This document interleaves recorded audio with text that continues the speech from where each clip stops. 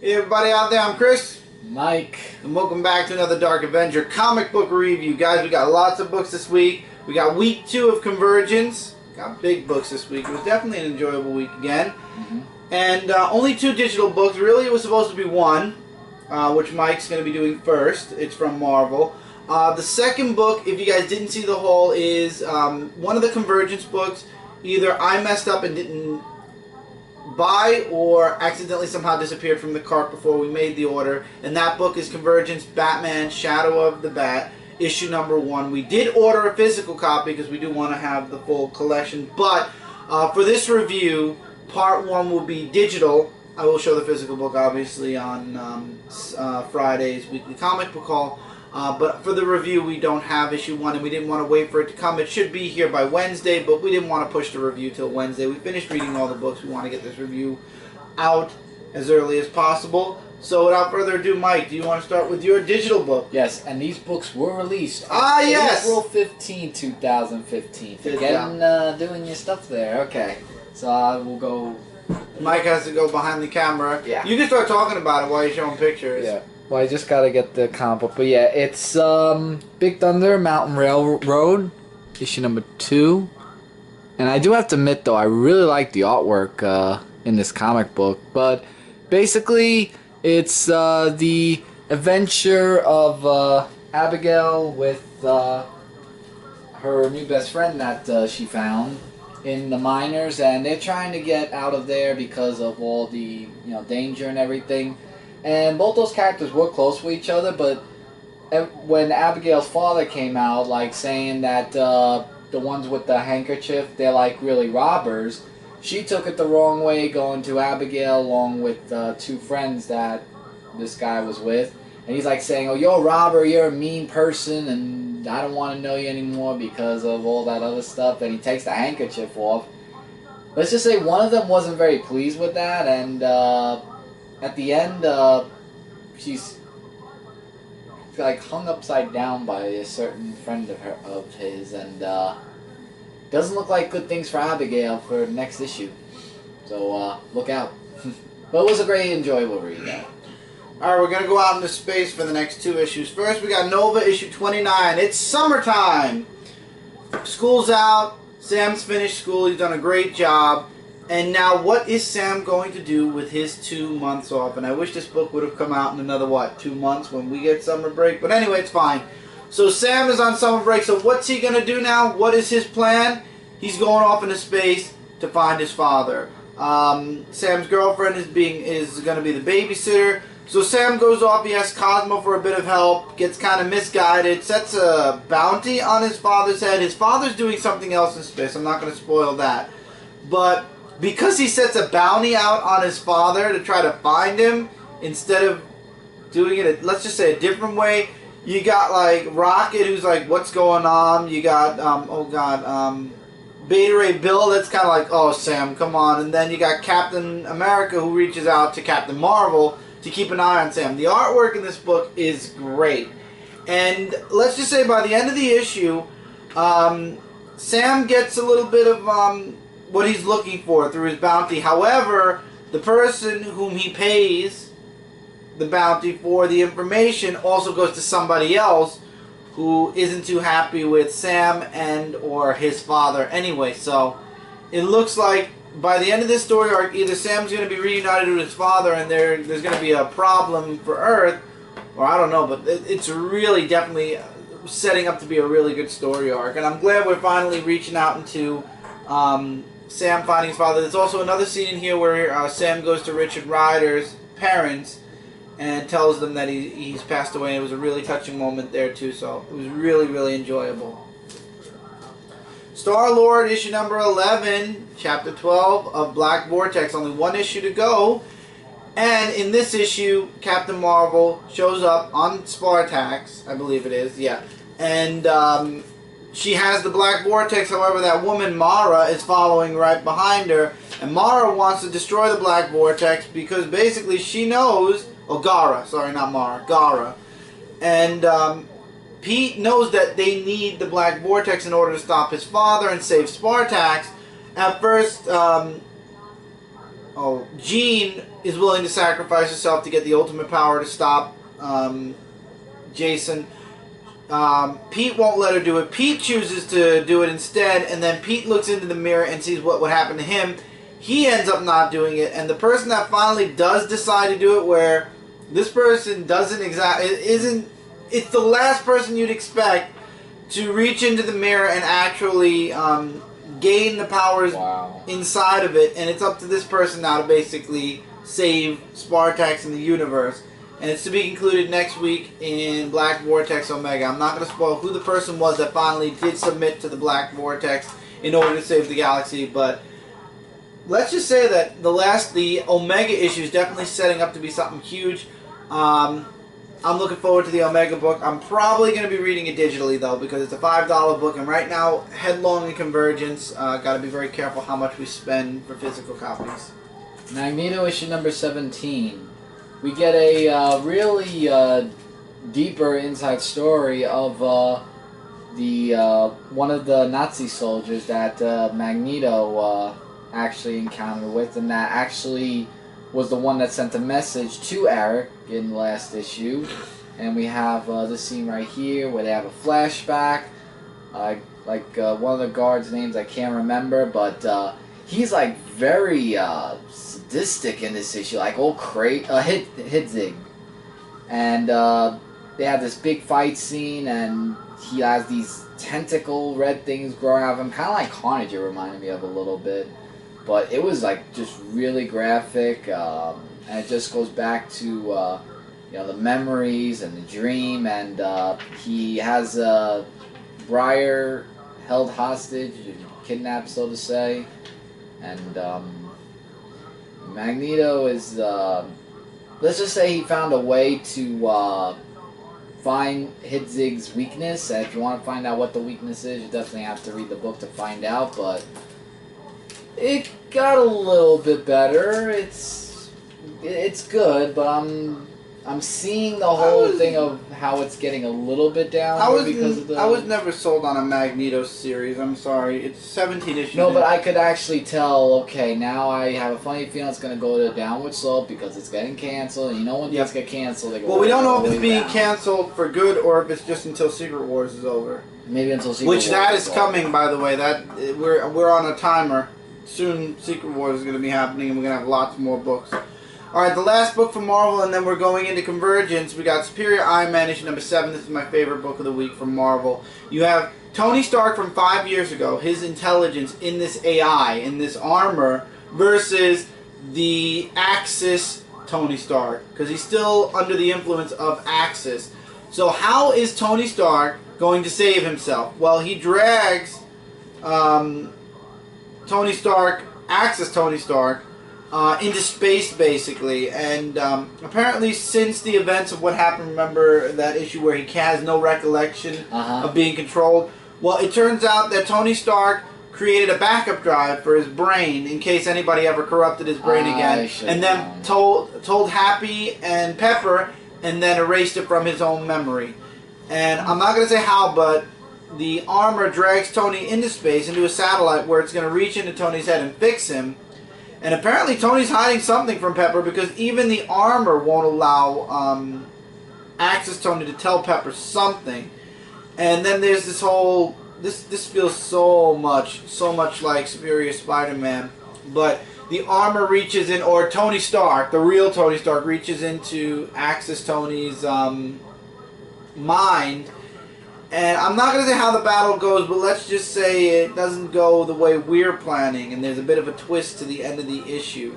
So, I love it because this is Superior I feel like I'm reading Superior Spider-Man again, because remember around issue 8 of Superior Spider-Man, we had that whole fight inside, Peter Parker versus Doc Ock, and Doc Ock buried Peter Parker. Oh, no. I feel like that's sort of what we're seeing here with Tony Stark, only obviously this is Tony Stark, so there's a little bit more of a speciality to it. Right. So, all in all, though, I'm really loving Superior Iron Man. Tom Taylor's doing an excellent job with this book. It's going to be sad to see this book be put on the shelf for a while. Hopefully, after Secret Wars, we will come back to this. I hope that they don't solve Tony Stark's problems during Secret War, and then Superior Iron Man, there's no point to it anymore, and then they go into another Iron Man book. I really would like what's happening to Tony to stay in Superior Iron Man, but I don't think Superior Iron Man is one of the books that's being canceled. I'm not too sure. I have to go back and check my resources. Alright, rest of the books are all Convergence. Mike, you have the digital book, so you're going to start us off. And I gotta get up again. And Michael's doing Convergence, Batman, obviously I said this already, Batman, Shadow of the Bat. Issue number 1 focuses on Azrael, but as Batman, so apparently this is when Bruce's back is broken. And here's some artwork, just before, okay. So in this issue, we get more of a backstory of Bruce Wayne encountering with Mr. Whale and his gang, and basically Mr. Whale wants Bruce to help him with his like food supplies or something to make his food corporation grow big, and of course there's the whole thing of the the citizens and blah blah blah blah and all that other stuff with the whole dome that was going on. Azrael appears in this issue with all this events that's going on, and it's just Batman who's trying to stop Mr. Whale and his gang from doing all this stuff, because people can suffer through all this. And Jean Paul actually appears in this comic as well, and I think he's like Green Lantern or something, because I had a Green Lantern thing in the background, Jean Paul or something like that. I couldn't really get that because it was like really heavy dialogue for some of the areas, but it was adventurous. Yeah, definitely for those of you who are reading Convergence, I'd say pick it up. I don't want to give too much away because it's too adventurous to be spoiled, so yeah. Alright, next book is Convergence Supergirl Matrix, issue number 1. This book wasn't bad, but it was hilarious at the same time. Okay, Lex Luthor, anybody who remembers Lex, when he cloned himself with the whole long hair and the beard, he was a pompous ass. And in this book, he was very pompous ass-y, and he really verbally abused Supergirl to no end, calling her a metamorphic blob of stupid or whatever. But anyway, he wants to get off. He's trying to find a way to break through the dome. The artwork's done really well, I will say that. But the dome falls, and now Lex Luthor wants to get himself, not Metropolis, just himself, off the planet and to safety. So he enlists Supergirl to find the technology he needs in order to get off the planet or something like that. It was so dumb and boring. But then you get this couple that shows up. I forget what their names were. I wonder if it says. I know where they're from, but they're from Electropolis, but I can't remember their names at all. Yeah, I can't. Lord Volt. Oh, here we go. Lady Quark and Lord Volt. They show up, and here's where the funny stuff happens. They're supposed to fight Supergirl because the dome has fallen, and that's when Lex Luthor wants Supergirl to find the technology to get off the planet. And they show up. They're supposed to be fighting Supergirl. Instead, they're fighting each other. So for half the book, I'm listening to this married couple who were forced to be married, by the way. They were not married out of love. And they're fighting with each other. And then there's Supergirl who's like, I'm going to go away. And she's kind of debating about whether she, how much of an ass Lex is, and about finding the stuff. It was like all over the place. And then the couple shows up again, and then they start fighting again. Except this time Supergirl kind of takes the initiative and beats the crap out of them. And then it ends with, I forgot this guy's name, Ambush Bug. Ambush Bug? Yeah, but I have a feeling... Oh yeah, but he come back as a dog. I'm sure the two of them will come back again, because she didn't kill them. I'm really liking how the dome's making like all these people come back. And it could be either in a good way or a bad way. Yeah. And there are some of these people we haven't seen in a long time as well. But Supergirl ends up not turning on Lex, but she doesn't want to help Lex anymore. But now she destroyed the device that was going to help her find the technology to get off the planet. So now she's stuck too, and that's when Ambush Bug shows up. Again, it was not a bad issue, but it was funny. I will say that. It was a funny issue to read. it's a little lower on my pile just because I hate Lex Luthor, and I'm sorry, but reading a book about a married couple fighting, as entertaining as it was, there was a lot of really great books. Alright, Aquaman issue number 1. I thought of giving it a try.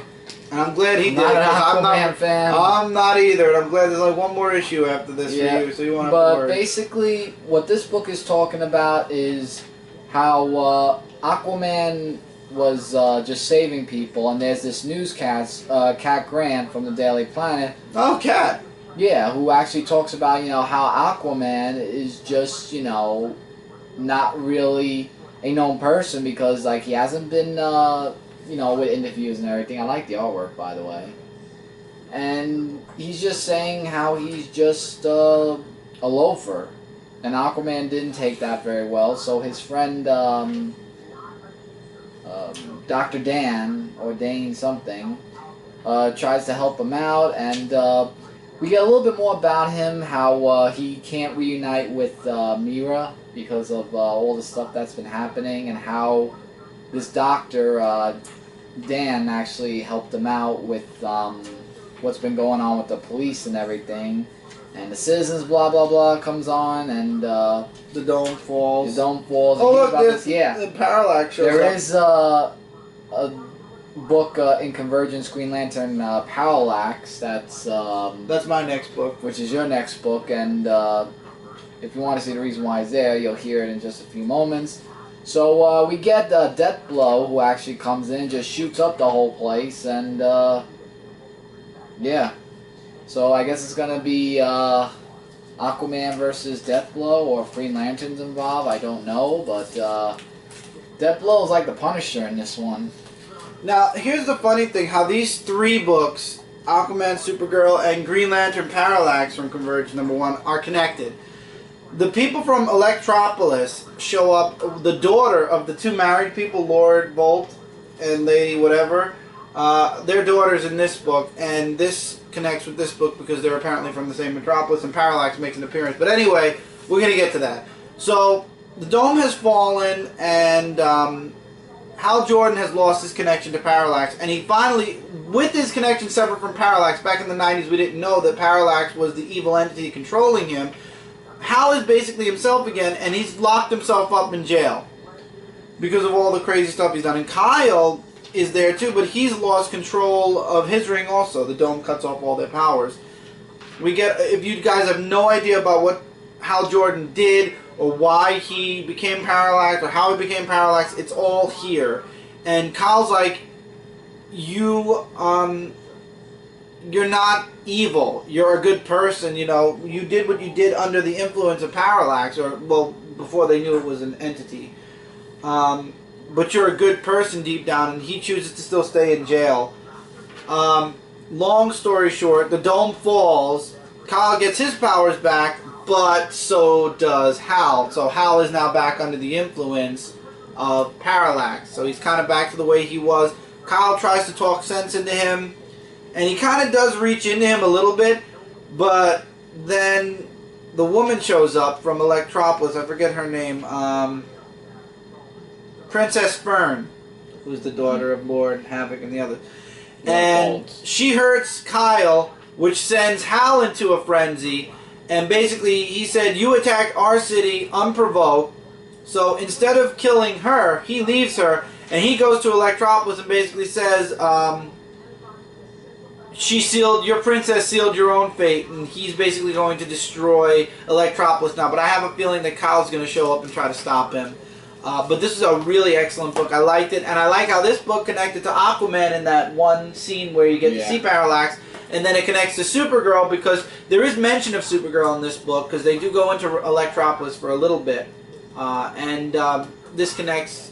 This isn't mentioned in Supergirl, but this connects to Supergirl, and it somehow connects to Aquaman. So I like how there's that little connection without there really being a full connection. So you didn't have to read all 3 of these books. You could have read one and you would have been fine. I just like that they connected them in some way. Catwoman issue #1. And in this issue, Catwoman is actually more on the good side than the New 52 of Catwoman.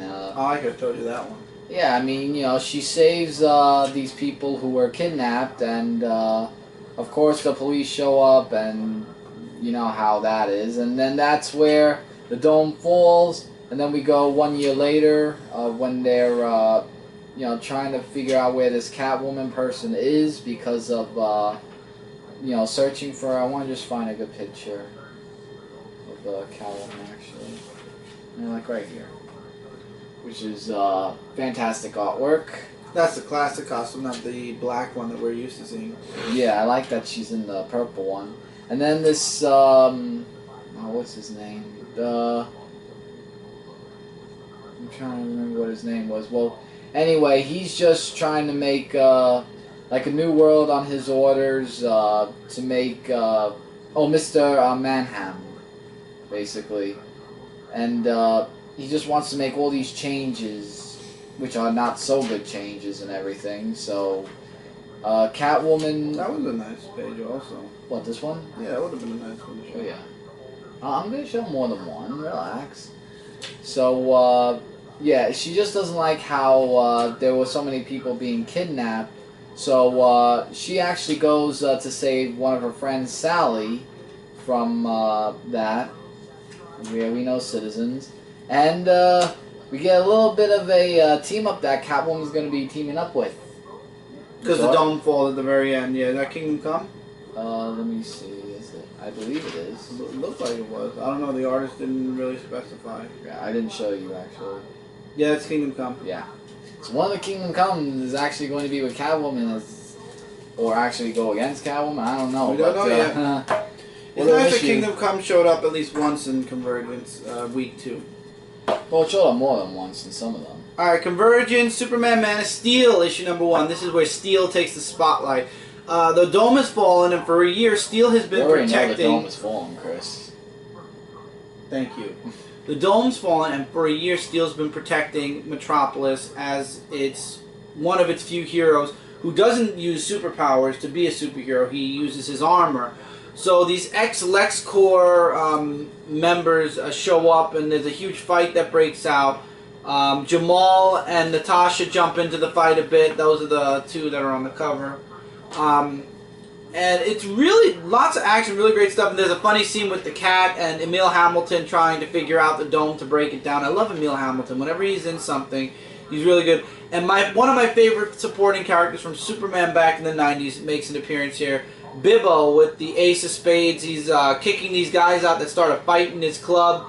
And it turns out, spoiler alert, the dome falls. And one of the people that was in his club was Parasite. And because the dome fell, his powers came back.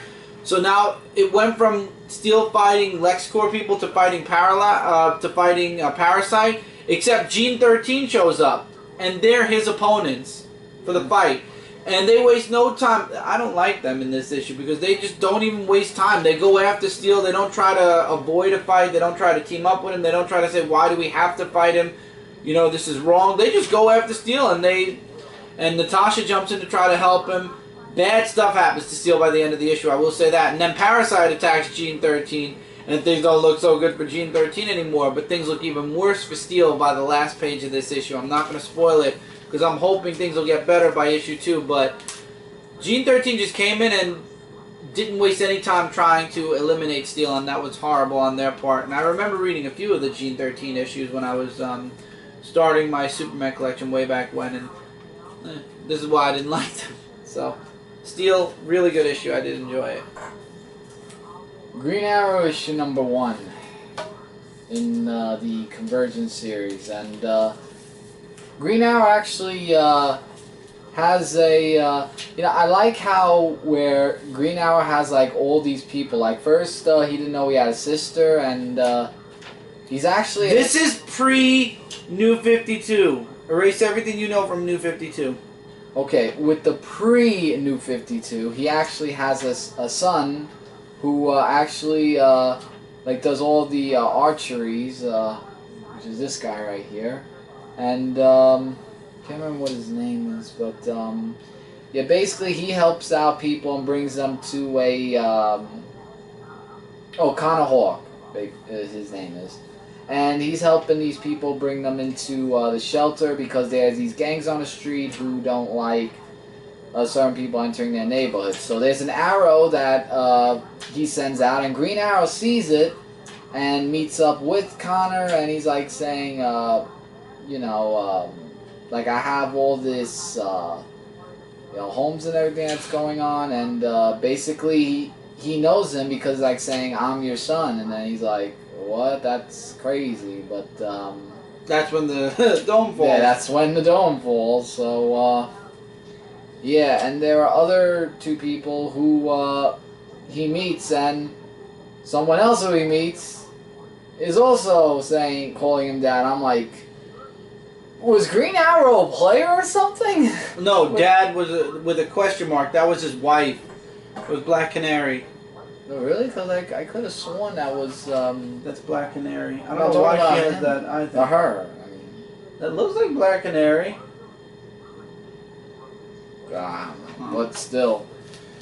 Green Maybe Arrow. It's his daughter from a different world. I don't know. It could be, but wow, what a twist in the end. Definitely something to check out. Alright, I think I have enough time to do mine before we have to switch out. Well, what's up? No. Oh, yeah. Alright, guys, so give us just 2 seconds, and at the click of a button, we will finish this week's Convergence Week 2 books. Okay, and we're back.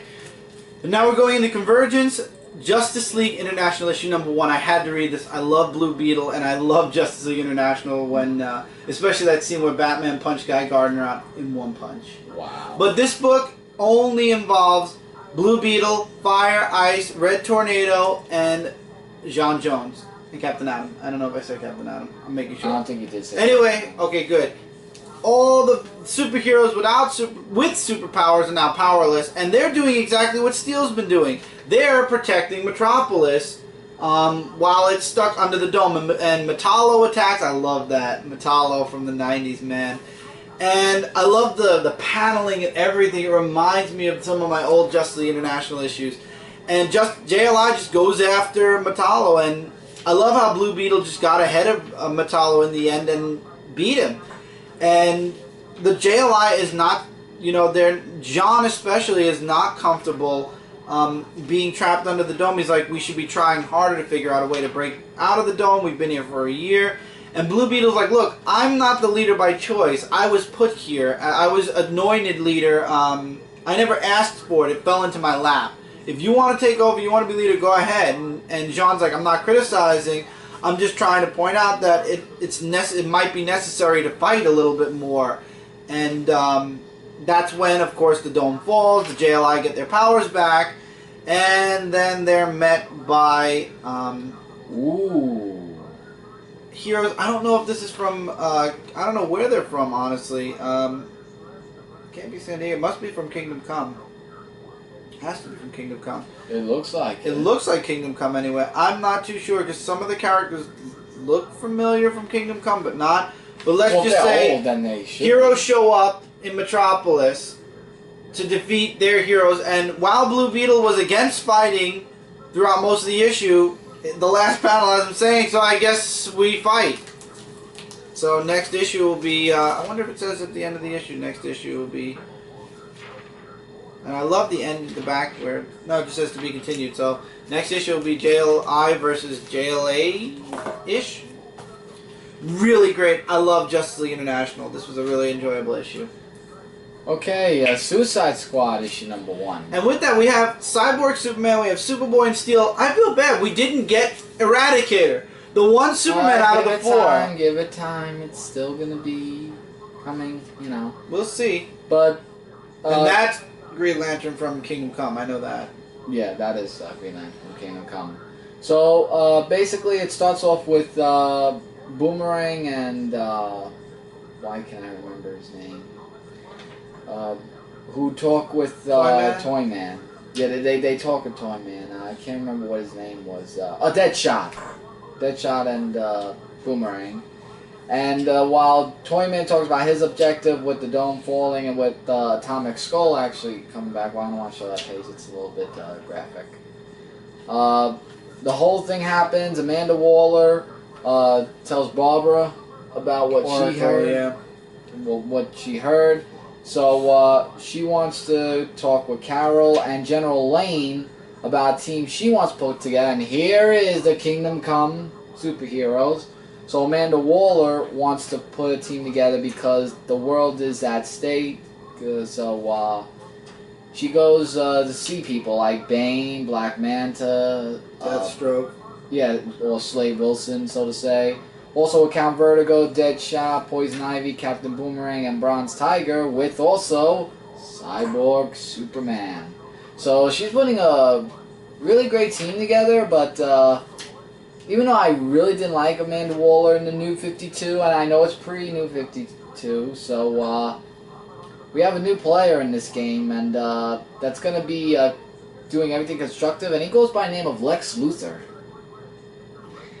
Yeah, with the ring. That picture needs to be done better next time. I couldn't even tell that was Lex Luthor. Yeah, the artwork was pretty okay. That last page was horrible. If that was Lex Luthor, I would definitely hope that in the next issue they make him look a lot better than that. But that was really something in the end.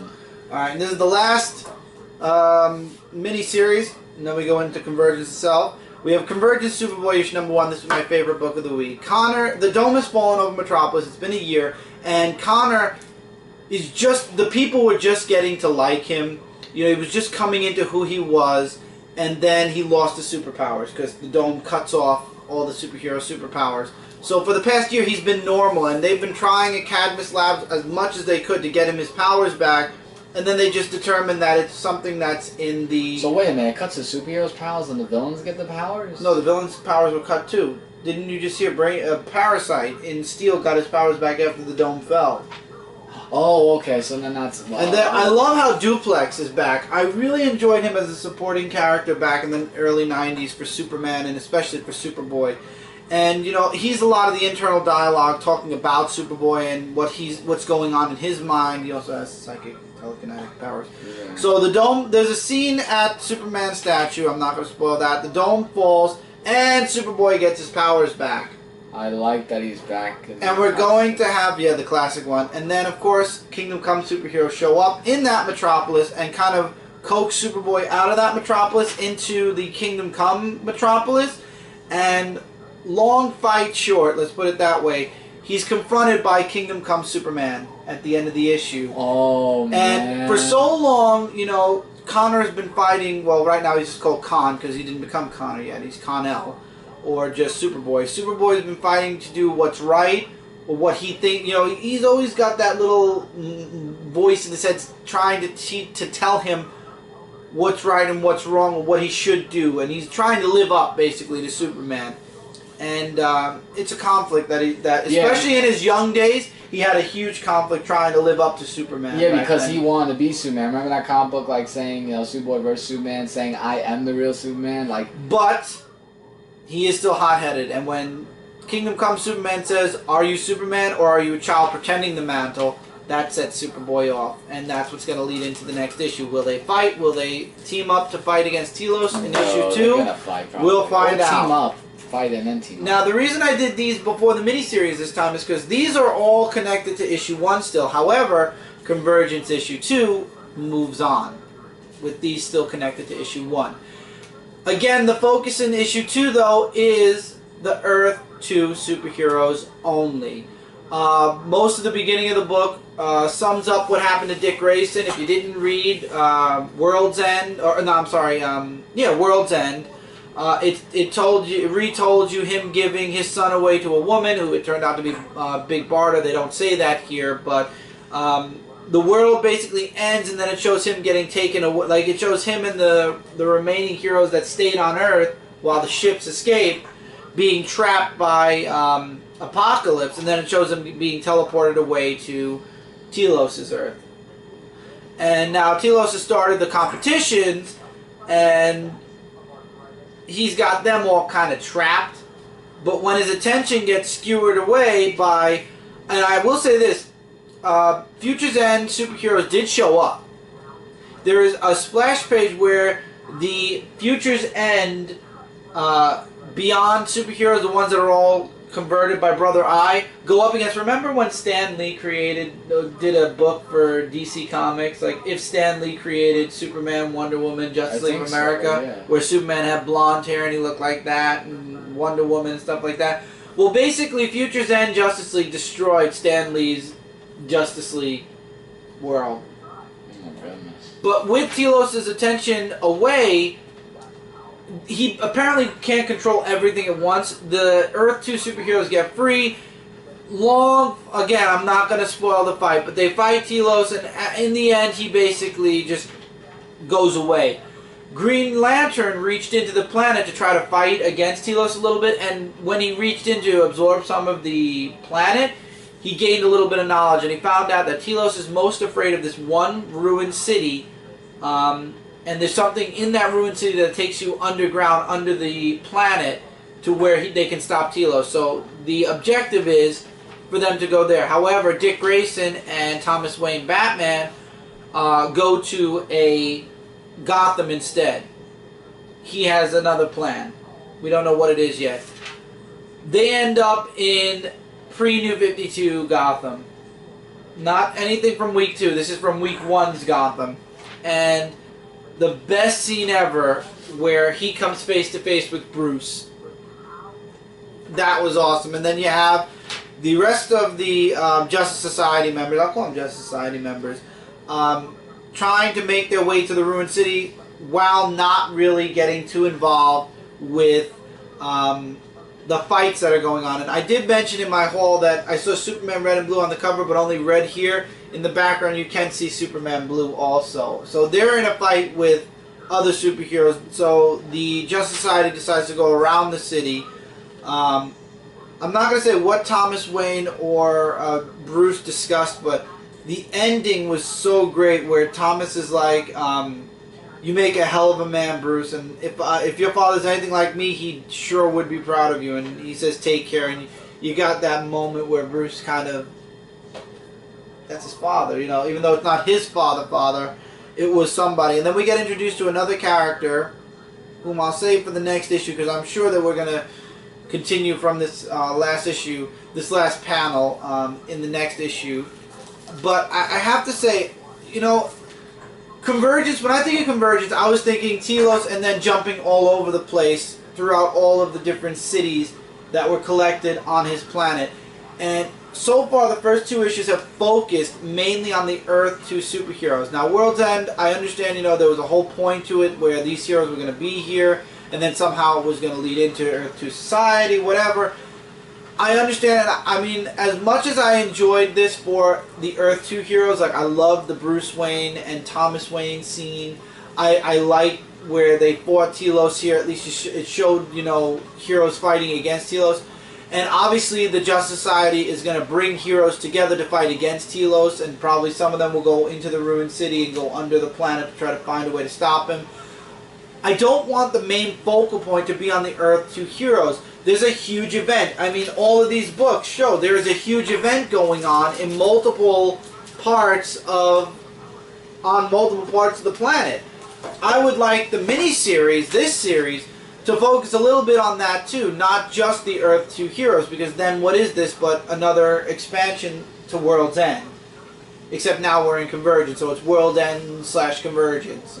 So I would like to see a little bit more of a mixture of the heroes, because this was supposed to be an event that showed, you know, brought back some of the old universes, some of the other universes, the what ifs and whatnot, like the Superman Red and Blue universe, which we saw here, Kingdom Come. I would like to see them in here too. I mean, I understand it's a weekly series. There's going to be 8 issues, so there's a lot more. There's a lot of time still to have all that in this miniseries.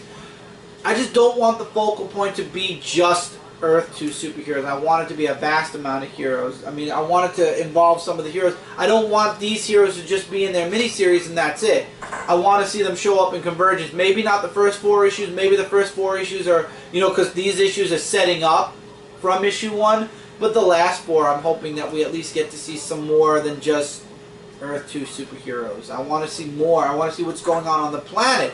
I mean, I know we're seeing it in the miniseries, but I want to see it in the main series too. Because some people aren't buying the miniseries. They're only buying this main series. I know Mike T, for example, isn't buying any of the tie-ins. He's only buying the main series. I mean, I'm enjoying the stuff that's going on the side. I want to see it translated in the main book too. All in all, though, Convergence is going pretty well. For what it's worth so far, it's definitely reaching expectations, and I'm really happy with what's going on. But I do hope with Convergence itself that we move away from the Earth 2 heroes and we get to see more about what's going on in Convergence. You know, that's the Convergence book. We should be seeing what's going on in Convergence, the actual title also. Hopefully things will pick up as the weeks continue. But with that, that's it for this review, guys. As always, don't forget to check out comic-related, Comic Frontline, Zone 4 Podcast, and Frontline Gaming Zone. Together, we are your #1 source for comic-related news, reviews, and a whole bunch more. Feel free to comment below your thoughts, opinions on any of the books we talked about here. Recommendations are always welcome. We will be covering all of the Convergent books on here, and we've covered so far all the Convergence books on Comic Frontline, so you have 2 sources where we will be covering every single one of the Convergence books. And then when Secret Wars starts next month, God help us, on this channel with me and Mike, with all the stuff we're reading right now with Convergence, we'll do as much as we can. We will be doing the main series for Secret Wars and whatnot, but as far as the branching off miniseries, it's going to be touch and go at least for the month of May, because we got to get through Convergence first and finish that off, and then we'll see where we're going with Secret Wars. But until then, we're going to focus right now on what's in front of us.